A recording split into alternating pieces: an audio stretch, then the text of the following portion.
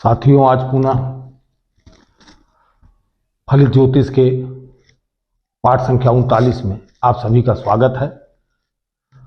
पूर्व में आप सभी जाने, हमने पिछले पाठ में ही आप लोगों को बताया था कि आज एक ऐसे सब्जेक्ट को चलेंगे कि जिसमें जो है भाव की भी बात होगी, केंद्र त्रिकोण की भी बात होगी, राशियों की भी बात होगी, ग्रहों की भी बात होगी। तो जो आप पढ़ के आए हैं उन सभी की बात अब जो है हम भाव, राशि, त्रिकोण, कुंडली, पत्रिका, ये सब चीजों की बातें मतलब अब हो।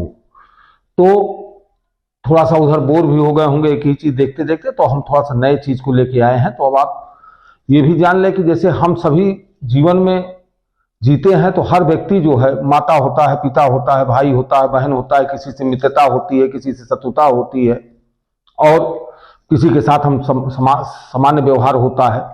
इसी तरह जीवों में भी इसी तरह से कुछ मित्रता, शत्रुता, सामान्य व्यवहार होता है। उसी प्रकार ये ग्रहों में भी आपस में, आज हमने पाठ का नाम दिया है शत्रु, मित्र और सम। तो शत्रु, मित्र, सम, तो ग्रह भी आपस में इस कुंडली को देखने में हमें इसका बहुत ध्यान रखना होगा कि जो कुछ हमने पढ़ा है उसी पढ़ाई के चैप्टर के उसमें कि शत्रु, मित्र और सम को जब तक नहीं जानेंगे कि कौन ग्रह किसका शत्रु है, कौन ग्रह किसके साथ सम है, कौन ग्रह किसके का मित्र है, जब तक ये नहीं जानेंगे तो बाद में फलकथन में दिक्कत होगी। अब सवाल होता है कि आपको मैंने बताया था कि भाव को पहले समझ लीजिए कि भाव जो था, पहला भाव, दूसरा भाव, तीसरा, चौथा, पांचवा, छठवां, सातवां, आठवां, नवां, 10वां, 11वां और 12वां भाव। अब ये कुंडली से तत्कालिक होती है। अब शत्रु, मित्र, शत्रु, सम में क्या होता है? सबसे पहले जो होता है नरसैंगिक मित्र,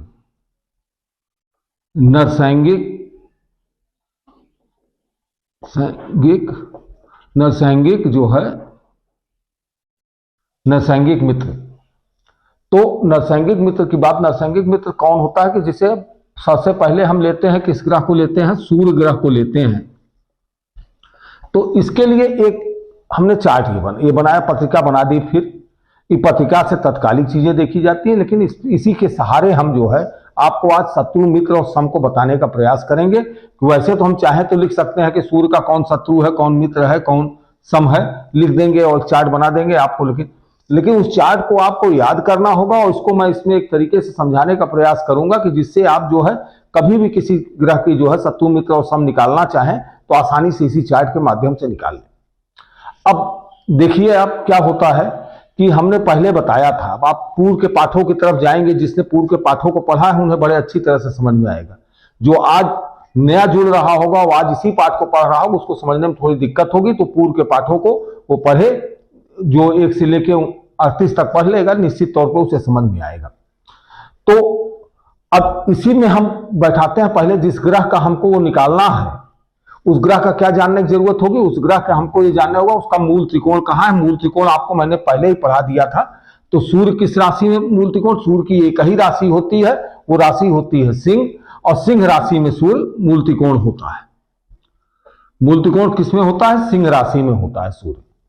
अब सिंह राशि में होता है तो हम यहां पे लिख देते हैं सिंह। सिंह का मतलब क्या हुआ? यहां 5 लिखेंगे तो सिंह होगा। आपको मैंने संख्या से बताया है, संख्या से लिखा जाता है। तो संख्या से जो है हम नाम तो लेंगे राशि का, लेकिन लिखेंगे संख्या में।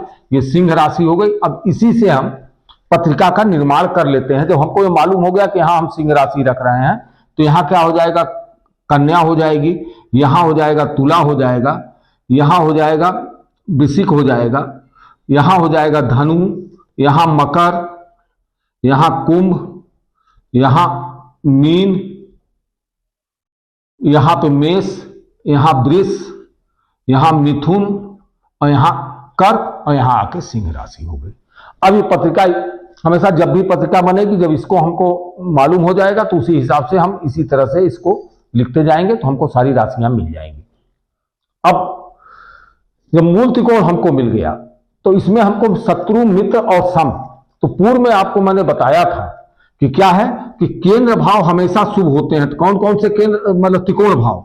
तो त्रिकोण भाव 1, पहला भाव, 5वां भाव और 9वां भाव। यहां से देख लीजिए 1, 2, 3, 4, 5, 5वां ये हुआ और 9वां, 6, 7, 8, 9वां भाव ये। तो इसको आप अब यहां मित्र लिख दीजिए। हम इसको मी लिख दे रहे हैं तो मित्र हो जाएगा। अब ये मित्र हो गया। अब उसके बाद ये भी मित्र हो गया,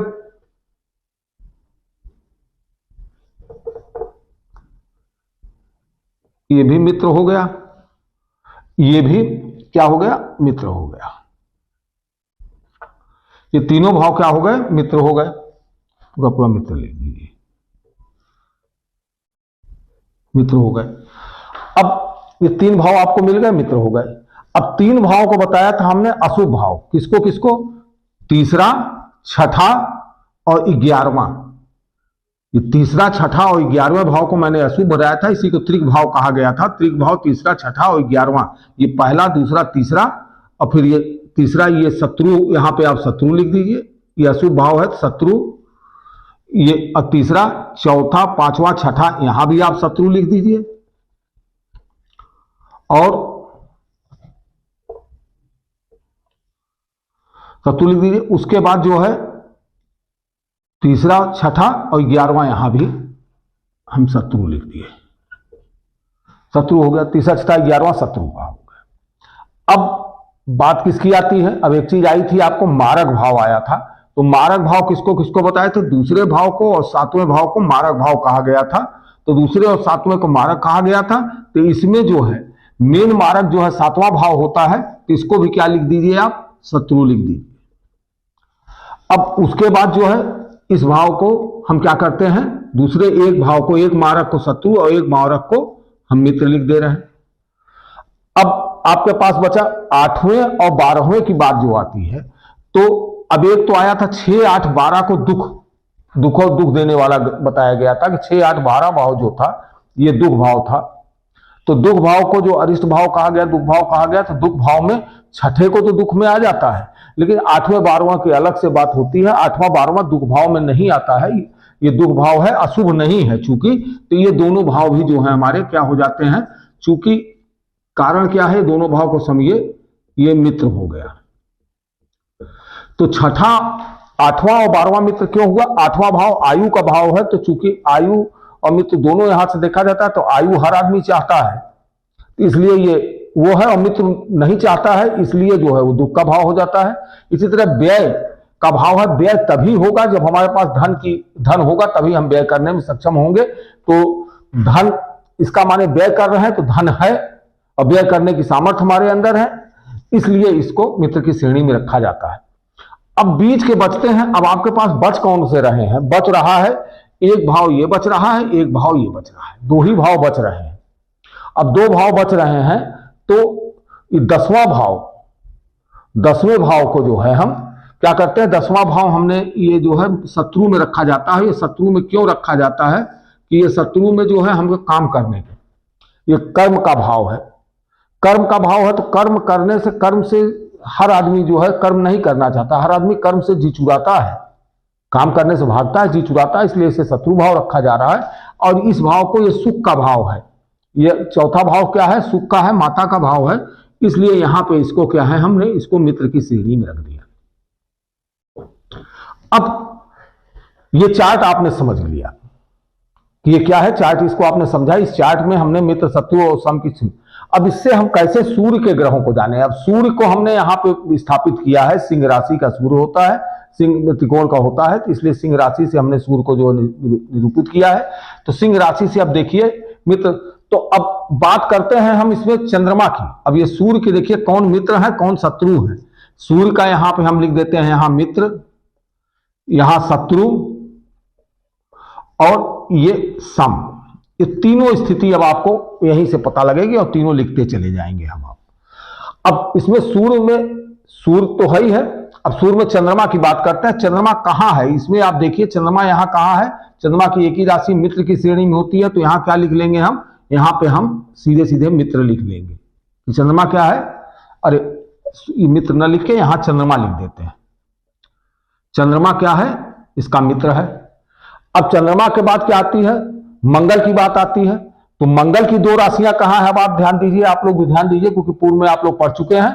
तो मंगल की दो राशियां कहां है, मंगल की एक राशि मेष राशि ये है और 8वीं राशि ये जो है वृश्चिक राशि ये है। तो मंगल की ये दोनों राशियां हैं। तो मंगल की यहां भी मित्र लिखा हुआ है, यहां भी लिखा है, तो यहां क्या हुआ, ये मंगल भी इसका क्या हुआ, मंगल मित्र हो गया। अब हम बुध की बात करते हैं।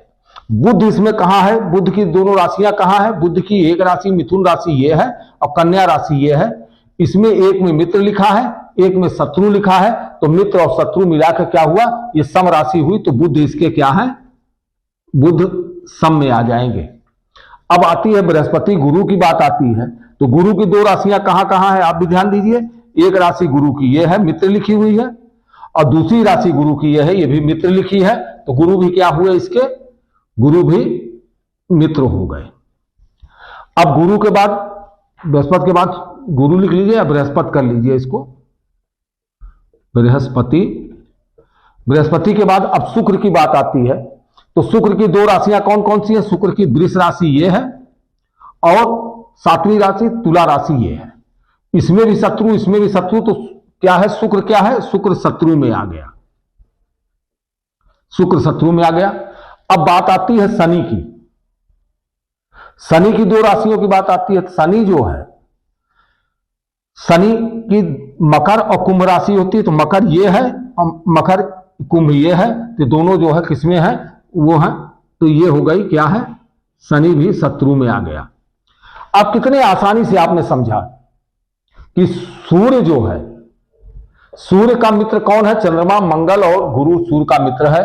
शत्रु कौन है, शुक्र और शनि है, और सम, सूर्य के साथ सम व्यवहार कौन रहता है, बुध सम व्यवहार रखता है। तो ये तो सूर्य की स्थिति आप जान लिए सब। इसी प्रकार चंद्रमा की एक और आज हम ले लेते हैं। अब चंद्रमा की आपको जानकारी करनी हो, तो चंद्रमा की जानकारी करनी हो तो ये मित्र तो यही रहेगा, ये संख्या बदलेगी। एक और हम ले लेते हैं, आज दो दो ले लेते हैं।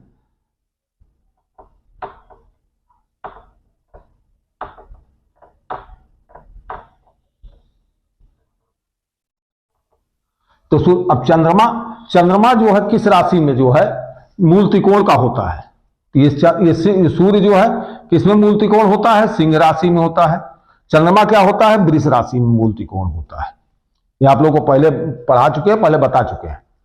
तो वृष राशि है, तो यहां पे हम क्या लिखेंगे, यहां 2 लिख देंगे वृष राशि का 2, तो यहां 3 हो जाएगा, यहां पे 4 हो जाएगा, यहां 5 हो जाएगा, यहां 6 हो जाएगा, यहां 7 हो जाएगा, यहां 8 हो जाएगा, यहां 9 हो जाएगा, यहां 10 हो जाएगा, यहां 11, यहां 12 और ये 1। अब चंद्रमा की भी यही स्थिति कर लीजिए आप, चंद्रमा में भी लिख दीजिए मित्र, शत्रु और सम लिख लीजिए पहले आप। तो चंद्रमा के क्या है, चंद्रमा में भी आप देखिए कि चंद्रमा से पहले सूर्य को ही देख लीजिए। यहां सूर्य क्या है, इसके लिए चंद्रमा के लिए क्या है, तो सूर्य क्या है चंद्रमा के लिए, तो सूर्य कहां है, सूर्य यहां है। सूर्य एक ही राशि होती है, सिंह राशि, तो मित्र की श्रेणी में है, तो सूर्य जो है इसका मित्र है। अब चंद्रमा का स्वयं है ही है। अब आती है बात मंगल की। मंगल की एक राशि यहां है मेष राशि, और वृश्चिक राशि यहां है, तो एक मित्र में है, एक शत्रु में है। तो ये मंगल जो है चंद्रमा के साथ कैसा व्यवहार रखता है, सम व्यवहार रखता है,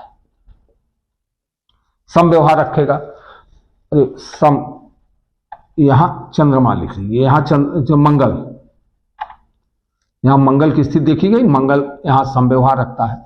अब बुध की बात आती है, तो बुध की एक राशि यहां है, तीसरी मिथुन राशि, और एक राशि यहां छठी कन्या राशि, दोनों मित्र में है, तो बुध चंद्रमा का क्या है, मित्र है।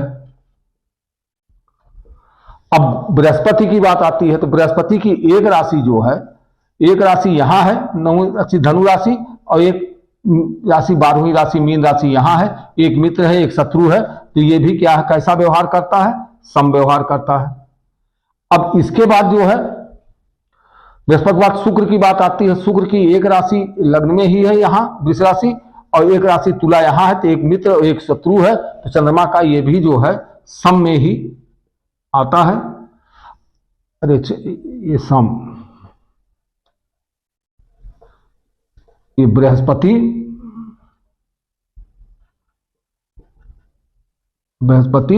और ये शुक्र, ये भी सम में आता है। अब बात आई शनि की, तो शनि की एक राशि जो है यहां है, एक राशि यहां, एक मित्र एक शत्रु, शनि भी ये सम है, तो ये शनि भी जो है यहां आया। अब आपने इसको भी जाना कि सूर्य का मित्र कौन है। सूर्य का मित्र चंद्रमा, मंगल, बृहस्पति, शत्रु शुक्र और शनि, सम बुध, मित्र और चंद्रमा का मित्र चंद्रमा का मित्र ये सूर्य और बुध। शत्रु जो है वृष के, चंद्रमा किसी से शत्रुता नहीं रखता, यहां शत्रु इसका कोई नहीं है, चंद्रमा शत्रुता कोई नहीं रखता। और सम में जो है सम जो है मंगल, बृहस्पति, शुक्र और शनि ये इसके समग्रह होते हैं, इसके साथ समान व्यवहार रखता है। फिर दो, अब ये चार्ट बनाने के लिए आप एक सिद्धांत इस तरह से भी देखिए, दो तीन तरीके से इसको समझ सकते हैं। एक तो मैंने जैसे बताया था कि आपके त्रिकोण तीनों 1, 5, 9 में आप मित्र लिख दीजिए। उसके बाद जो है शत्रु जो है 3, 6, 11 को शत्रु लिख दीजिए। और उसके बाद ये 8 और 12 को जो है मित्र रहेगा। और जो मारक भाव है, मारक भाव में एक भाव को मित्र, ऊपर का मित्र होगा, मेन जो है मारक जो है वो शत्रु के रूप में हो जाएगा। और बीच में 2 भाव बचते हैं, तो 2 भाव में ये 10वां भाव शत्रु होता है और चौथा भाव सुख का भाव मित्र होता है, ये जान लीजिए। इसको संख्यात्मक यदि देखिएगा तो इसको भी संख्यात्मक क्या क्या होता है कि मित्र कौन कौन से होते हैं। तो मित्र की स्थिति यह है कि प्रथम भाव, द्वितीय भाव, चतुर्थ भाव, पंचम भाव, 9वां भाव और 5, 8, 9 और 10 और 12, 1, 2, 4, 5। एक पहला भाव ये मित्र हुआ, दूसरा भाव ये मित्र हुआ, 2 चौथा भाव ये मित्र हुआ, 5वां भाव मित्र हुआ, 8वां भाव भी मित्र हुआ और 9वां भाव मित्र हुआ और 10वां भाव शत्रु, नहीं 10 नहीं है इसमें, 10 शत्रु, ये इसमें 12वां भाव मित्र हुआ, 9 और 12। अब शत्रु क्या बाकी जो बचे, बाकी बचे क्या, तीसरा और फिर देखिए शत्रु कहाँ है, छठा भाव और छठा के भाव फिर 7वां भाव, 7वें के बाद फिर जो है आपका 10वां भाव और 10वें के भाव 11वां भाव। ये आपके शत्रु है, मित्र है और ये शत्रु है। तो अब मित्र और शत्रु को आपने समझ लिया होगा, मित्र शत्रु है। अभी हमने आपको सूर्य और चंद्रमा का बताया, हम इसमें सारे ग्रहों की बात करेंगे, सारे ग्रहों को बताएंगे। दूसरी चीज ये भी समझ सकते हैं कि ये तो इनको याद कर लें आप, तो इससे लिख लें। फिर ये भी देख सकते हैं कि ये पूरा जो है ये 2 कोण बनते, इस तरह से आप देखेंगे तो ये भाव और ये भाव, यहां से लाइन खींचे तो ये भाव और ये भाव, ये दोनों भाव, एक मित्र एक शत्रु। अब ये भाव पूरा जैसे पहले मित्र आया था, पहले दूसरा भाव मित्र था, फिर शत्रु, ये आपने लिख दिया, मित्र लिखा, शत्रु लिखा। अब ये पहली लाइन जो पूरी इस तरह से आ रही, वो पूरी लाइन मित्र की हो जाएगी और दूसरी लाइन पूरी ये शत्रु की हो जाती है। ये लाइन जो है, ये मित्र की हो जा रही है और ये लाइन पूरी जो है ये शत्रु की हो जा रही, और ये दोनों लाइन ये लास्ट में मित्र हो जाते हैं। ये इस तरह से भी अब समझने के लिए किसी भी तरीके से इसको समझे, इस तरीके से शत्रु मित्र, इससे आप किसी भी ग्रह के मित्र शत्रु और सम को जान सकते हैं और मित्र शत्रु शब्द की बात होगी। अब आगे जो है आज सूर्य और चंद्रमा का आया, अगले पाठ में आपको जो है हम ये जो है मंगल और बुध की बात करेंगे। मंगल बुध इसी के सहारे हम जो है उसके मित्र शत्रु और सम को किसे आप नोट करते चले। इसको जो है आप सब्सक्राइब कर लें, लाइक करें, शेयर करें और जो भी हो कमेंट्स भी आप इससे संबंधित जो कमेंट्स अगर नहीं समझ में आता कमेंट डालें, आपको जरूरी होगा और अच्छी तरह से आपको समझ में आएगा। और मेरा प्रयास ये रहता है कि आपको जो है इसको याद ना करना पड़े, यहां समझ लें। और ज्योतिष समझ के ही ज्योतिष को फलकथन को कहा जा सकता है। ज्योतिष को याद करके फलकथन कहना बहुत ही मुश्किल कार्य है, अतः आप याद करने के बजाय समझने का प्रयास करें। आप हमारे इससे जुड़े रहेंगे, निश्चित ही आप अच्छे ज्योतिष के रूप में उभर कर सामने आएंगे। सभी को नमस्ते, धन्यवाद।